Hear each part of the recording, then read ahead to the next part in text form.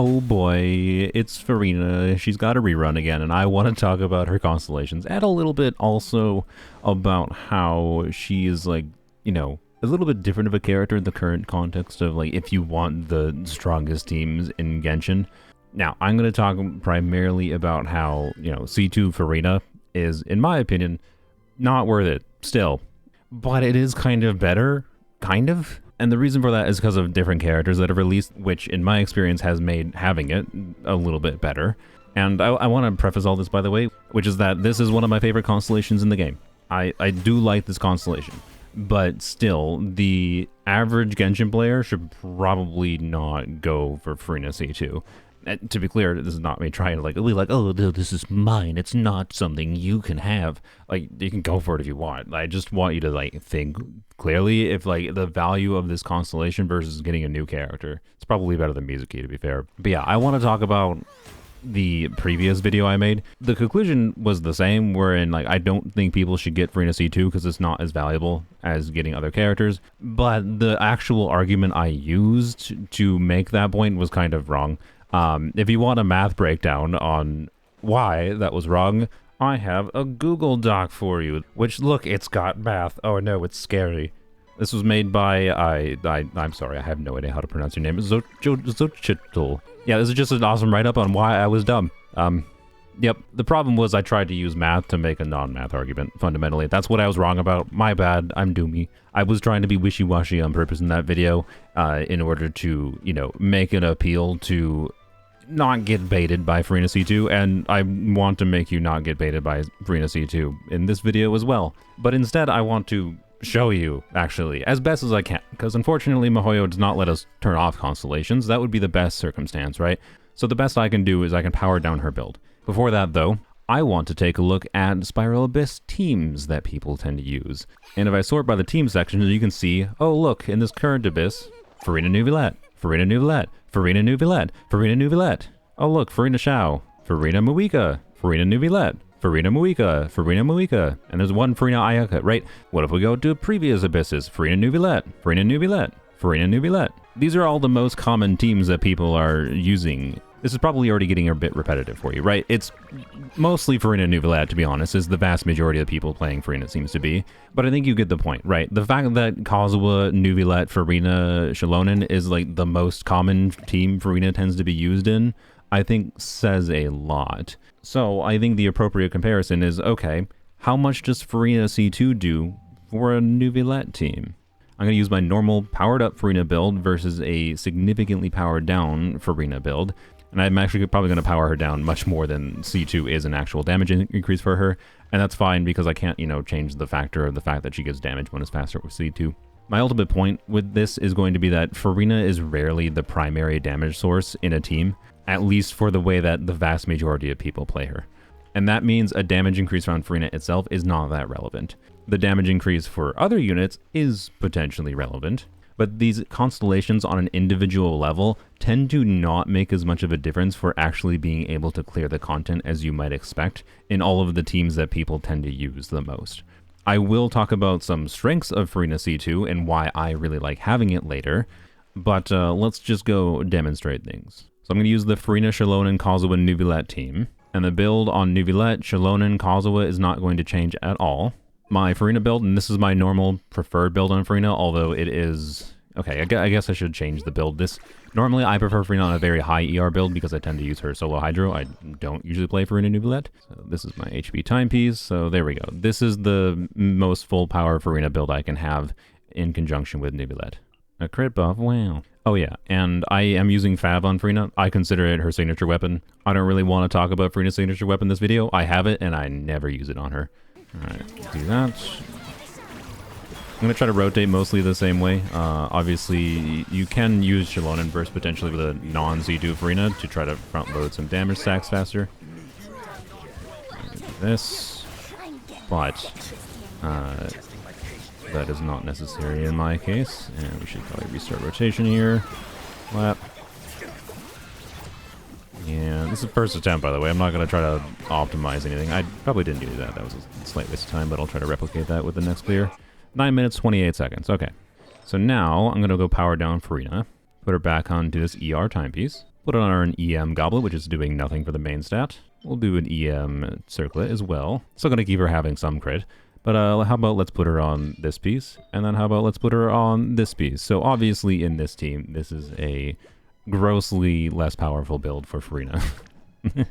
Way less HP, a bunch of useless EM, a way less crit. Like, I'm pretty sure this is powering down Furina to be much less than she would be on the same equivalent build as before if she was C0. What do you think the time to clear is going to be? I'm going to try to play exactly the same way. Enemies are going to be a bit annoying, probably. As far as, like, ultimately, like, there's going to be variance because of how enemies behave. And slight variance on how you play, unless, you know, you are a really good player. Get balls. Get pitching. Alright. And looks like we're getting pretty similar times.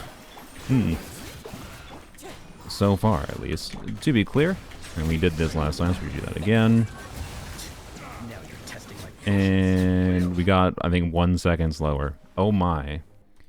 Reconfigure the party. This was the Furina build, right? So I think people highly underestimate how much variance there is in, like, individual clear times and the effect a constellation, particularly from a support, right? Supportive constellations are balanced and can be valuable for the fact that they can benefit many teams. Something like a Neuvillette C1 has much more ability to increase your clear times in the context of a Neuvillette team. And I mention that because of the fact that people seem to play a lot of Furina and Neuvillette together. If you are the type of player who's playing Furina and Neuvillette together 98% of the time, you probably should not get Furina C2. But it is, of course, worth asking the question, what if you're the type of player like me? What if you're using Furina to say, I don't know, DPS Xianyun? Xianyun, as you might imagine, is not as strong as a DPS as Neuvillette, which means Furina's relative, like, damage contribution to the team should be, you know, much more. So if we power down Furina substantially for DPS Xianyun teams, we should see more of a noticeable difference, right? I actually haven't tested it, so I'm actually not sure what the difference is going to look like. I am leaving her on an ER timepiece because it's a solo Hydro team. I prefer it. So back to this build. Interestingly, this team, because of the fact that Xianyun swirls some Pyro around, does cause Furina to get a couple of vaporizes that I wouldn't get in the Neuvillette team, which again means, like, you know, Furina's personal damage contribution is meaningful in this team. So powering down her should have a more visible effect. Alright, and it's all in the goal of trying to simulate what the goal would be. Not the goal, sorry. What the experience would be if we had a C0 Furina, right? I can't one-for-one do that because they won't let me turn off constellations, but I can at least simulate it by reducing damage. And blap, blap. Ow, you butthole. Safe to say this is not an optimized clear. Alright, there's that.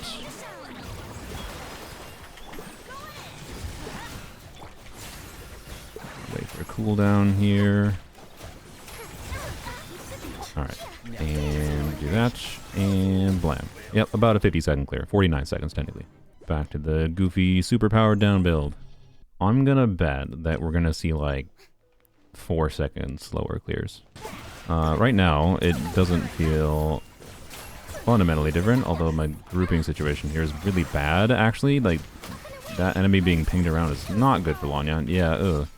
Okay. See, this is one of those things, like, that instance here, this would be a much worse clear, but not because of the Furina damage. It's just because of how the grouping situation worked out with the enemies, right? And, like, that's one of the reasons people like to play Neuvillette, is because he's simple. You don't have to think about that kind of thing. You just beam and brain off. And that's your thing, that's fine, right? But I need to redo this to, you know, try to remove the completely different grouping situation. Obviously, I can't keep every factor exactly the same. That's going to hit everyone. Yeah, it did. Okay, that's all we really need. That's the main thing I have to make sure happens, I think, because I believe when I did my attempt before... Oops, that was a bit dumb. We had the burst on Xianyun hit all of the enemies, and that's the main thing I want to keep the same. And I can use Fars on here to try to do that properly.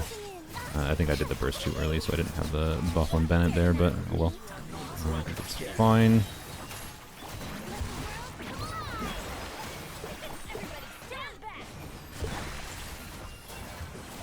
I forgot to Yeah, I forgot to reset her E. That was bad. Alright, so again, I think that was, yes, about 5 seconds worse. Again, I think the time was worse there because of the grouping situation. The reason I'm saying that, despite the fact that I originally said I thought it was going to be a few seconds slower, is because of the fact that after I actually started fighting with Furina on that much weaker build, I noticed that I was like killing the waves of enemies pretty similarly. Like I've got a pretty good feel of how that team normally is to play, and it didn't feel that different. And it's weird. I expected it to feel more different. Like my intention was actually to have this as included as a showing of like, yeah, Furina C2 can make a meaningful difference, but it's still only a few seconds, right? Like you tend to be playing Furina with a strong DPS unit, and the stronger your other damage dealers are, then the less relevant Furina's own personal damage is, and the less likely it is that I think that you're going to notice any kind of damage increase in any form from a constellation like this, right? Like the question I want you to ask yourself is a few seconds worthwhile? Sometimes it might be. It really depends on the investment on your account, right? It's possible this could be. But now I want to transition to what I think is actually useful about Furina C2 and how I think it has gotten better in some ways. Now, the reason I think Furina C2 has gotten better is not because they have changed anything in the game in like a core mechanical sense, but because new characters have come out, notably Xilonen and Citlali. And Citlali, yes, is a weird one. I'll talk about her. Xilonen is a case of the way that Xilonen's healing works in conjunction with Furina is that like Furina with Furina C0 can definitely work well with Xilonen as your main team's healer. This 166% of her defense plus 939 healing is enough to heal like about like 8,000 HP per tick. Right, it's a healthy amount of healing, but we're gonna let these dudes beat up on me for a little bit on the characters so you can see the healing in action and the delay it has. The main problem, of course, is that Xilonen is only healing your on-field, right? She's not like Jean, where you're getting a full team-wide heal and immediately getting a bunch of fanfare stacks. So stacking fanfare with Xilonen can be a little bit weirdly inconsistent without C2 Furina. And so if we activate her burst, blam, you can see I heal about 8,000. That's without any of the healing bonus from Furina burst, right? And like, it's pretty rapid ticks. And it can trigger Furina's overhealing passive. That's the little additional ticks we're seeing for other units. It very much can work well, right? I want to emphasize you do not need Furina C2 with Xilonen. But it is noticeable, in my experience, that you just don't have to care about, like, okay, I want to wait on this character for a certain amount of heal time in order to get a heal to happen to build up damage bonus, right? It's a difference in, like, consistency is kind of all it is, right? Which is kind of how Furina C2 feels across the board, wherein for any circumstance where there's a non-ideal healer for whatever reason, as long as it's a decent enough amount of healing to, like, you know, top up your on-field healer and proc Furina's overhealing passive, Furina C2 makes things a lot more consistent, whereas at C0 or C1 Furina, they can feel a little bit, like, variable depending on, like, when the timing of the healing happens. Like, Xilonen healing is similar to, you know, Bennett, except Bennett is, in my opinion, a lot better for Furina. Because in my experience, a difference of like 1 second to get a heal versus, you know, 1.5 seconds to get a heal is fairly noticeable when you're swapping between rotations. All right, it's just that like factor of how long it actually takes you to swap between characters. So it's weird. It's an inconsistent factor. It's just something I noticed in playing Xilonen and Furina together, and they're very compelling teammates. And I want to mention it because as they release more healers that might heal like Xilonen does, where they're primarily just healing a decent bit for your on-fielder, then I think that increases Furina C2's value, right? The more context that Furina C2 has, wherein you would less consistently get damage bonus before, but now you consistently get the damage bonus, the more I feel you notice Furina C2. Now, the other context, I'm going to talk about Citlali. You might, what? Citlali's not a healer. Why is this relevant? Well, Citlali can be a healer, of course, with Prototype Amber. You hopefully know of this weapon by now, right? Using a character's burst makes them into a team-wide healer. R5 Prototype Amber in conjunction with a C2 Furina is enough to get the full damage bonus on your team. It's not a perfect synergy because you still tend to end up stuck at 50% HP, and that actually hurts Furina's damage meaningfully, but it unlocks some team building synergy, right? It means like Citlali, which is a compelling combo because, you know, Citlali gives Hydra Red Shred, and, you know, I mean, Citlali buffs Furina, also like shielders are things that people like, and Citlali also, you know, does her cryo application that makes for a lot of strong team components.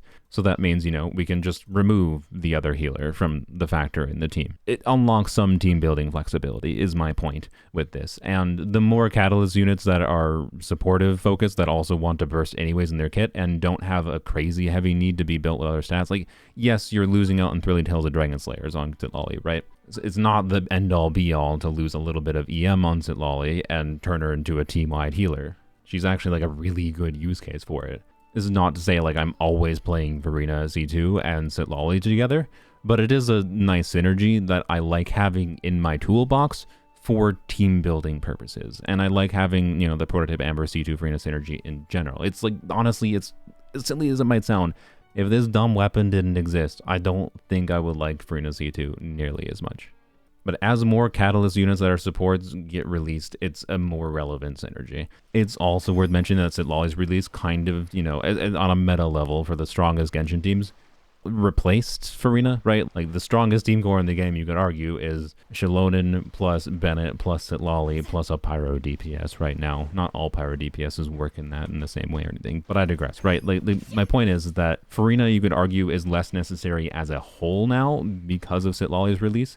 And that is basically just a lesson in, yeah, it's more valuable to have multiple different characters for different options for team building than it is to just make one character stronger. Like, I want to emphasize that. It is so much more valuable to have an account, right? This being 3 5-stars, right? It is so much more valuable to have an account that has a C0 Furina, a C0 Citlali, and a C0 Xilonen than it is to have an account with no Citlali, no Xilonen, and a C2 Furina. That's the same cost of total 5 stars, but one of those accounts is in a much better state because they pulled different supports rather than going all in on one. As more relevant supports release in this game, functionally the less important that, you know, Furina C2 becomes, but at the same time, you know, there is still like synergy with Furina C2, as I was just talking about. So it's both better and worse at the same time. I really truly feel that the main reason to care about Furina C2 is because of it unlocking team building potential. By freeing you from the restriction of not feeling like you need to think about like, how you're getting fanfare constantly, right? You just need to have some okay amount of healing on the team and you're kind of good. And in the context where you have a lot of healing, it basically just makes Furina do more damage. But that doesn't mean it's worth it, right? And that's what I wanted to show with the Neuvillette comparison, wherein like it doesn't necessarily meaningfully increase your clear times that much. And will I see more of an obvious clear time difference if I was in a harder Abyss chamber? Probably, yeah, I would hope I would. And rarely is a constellation going to be the difference maker in your ability to clear or not. And you might be underestimating your own ability you have to like work around how the enemy mechanics work. I think a lot less people are going to be, you know, baited by Furina constellations this time around because, you know, new character releases have made people realize that, oh, yeah, I should get, you know, that character instead of getting constellations. So this might have been a bit of an unnecessary video to make compared to what I originally made, but I wanted to, you know, make the same thing to talk about how things have changed. Wherein I still don't, like, regret it. Like, I definitely regretted getting a number of constellations in this game, but I don't regret this one. Probably in part because I didn't have to spend money for it. I just had a lot of Primo Gems at the time. And I also like Furina, which helps, you know. But it's also, again, heavily because I like just having options for, like, okay, how can I make DPS Charlotte as strong as possible? Well, having C2 Furina as an option for that is nice. That's it. Because I'm a weirdo who likes to do not Furina Neuvillette. Like, this is one of my most hated teams. One of the most popular teams in the game is one of the teams I quite frankly highly dislike. So yeah, I'm a weirdo high investment player that likes having these support constellations. I got Citlali C1 for kind of a similar reason, for its ability to do something like buffing a DPS Kachina. I like having these constellations.